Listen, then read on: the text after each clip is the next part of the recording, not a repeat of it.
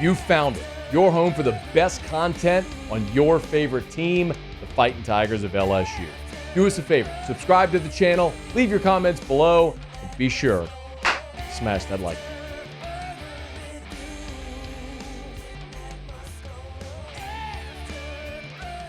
button. Sometimes it can help, especially around an open date, to pull back, take the 10,000-foot view. I often say it's the old saying, I like the expression, it's hard to see the forest through the trees. And, whenever you're in the throes of a football season and you're living so close to the action and you're living week to week, we pine over football season for months. It gets here. We have, in a blink, do you realize Saturday is 6 weeks into the football season? LSU's already played 5 games.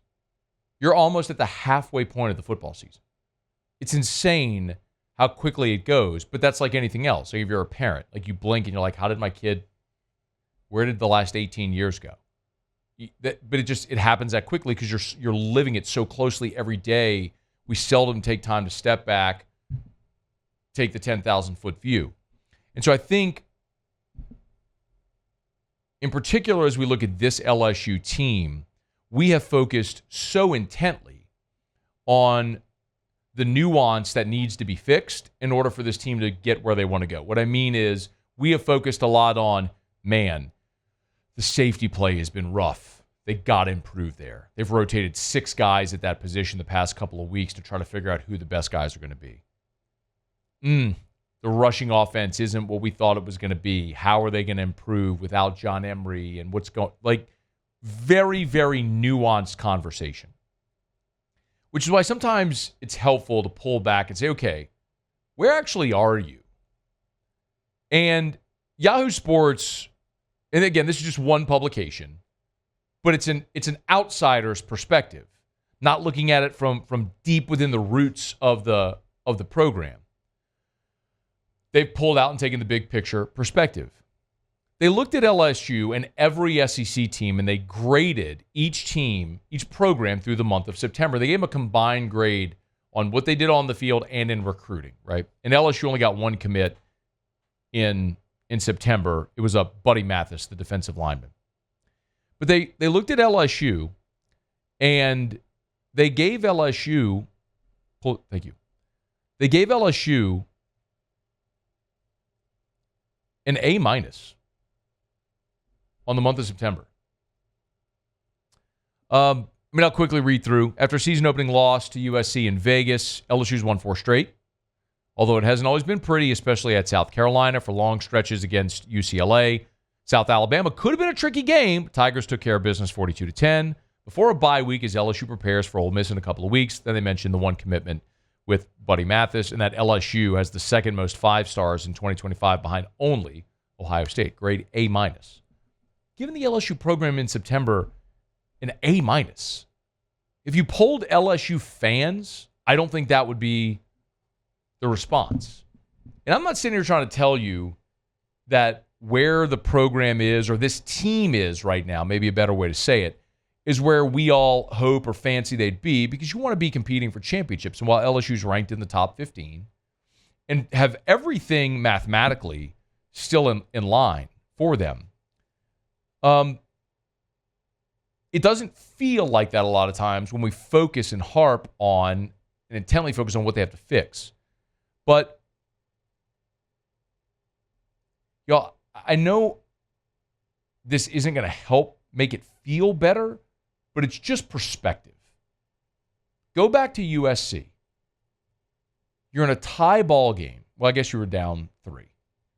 You're down 3 in the fourth quarter. You're driving. Garrett Nussmeier has an open Aaron Anderson in the flat, and he just missed him.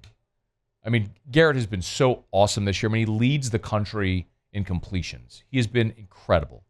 You could count the number of bad throws he's made in 5 games on one hand. That was one of them. In a big spot. If Nuss hits Aaron Anderson in the flat, Aaron Anderson probably scores, and maybe you win that game.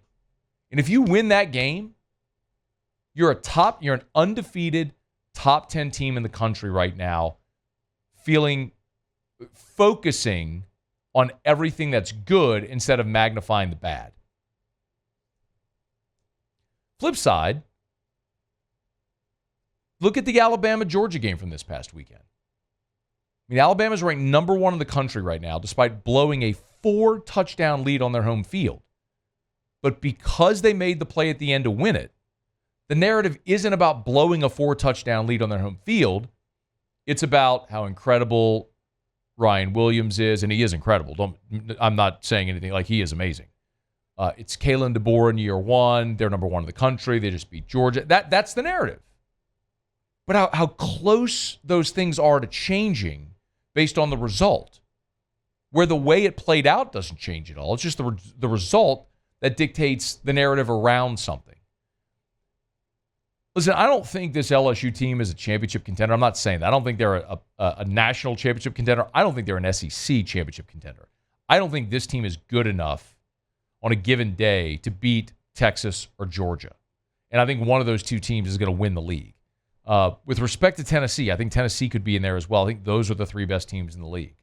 I think those are the 3 most complete teams in the SEC. But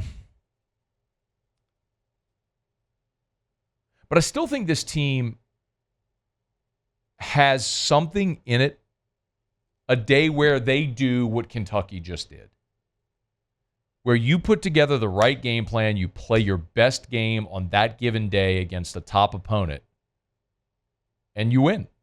And maybe that'll happen against Ole Miss this weekend. Maybe it'll happen at College Station. Maybe it'll happen at home against Alabama. I don't know. But it's an undeniable, inarguable truth for every team in every sport ever throughout the course of a season. You will play over the course of a year your best game and your worst game of the year. Everybody. And the hope is your best game comes against one of the best teams you have to play in a very meaningful game. And that your worst game comes against a lesser team where you can overcome it. Like for Georgia, I would submit we're probably going to look back and say their worst game of the year was, committing 4 turnovers on the road against Alabama and giving up a safety and losing that game in dramatic fashion. Tough. You didn't play your best game. You lost. So we'll see what that looks like for LSU. LSU's worst game of Brian Kelly's first year was that Tennessee game. Y'all remember that? Saturday morning, Tiger Stadium, man, you fumbled the opening kickoff, and it was Murphy's Law, man. Everything that could go wrong did, and you got waxed by a really good team. But you also played a really good team in Tiger Stadium in Alabama. You beat them because you played your best that day.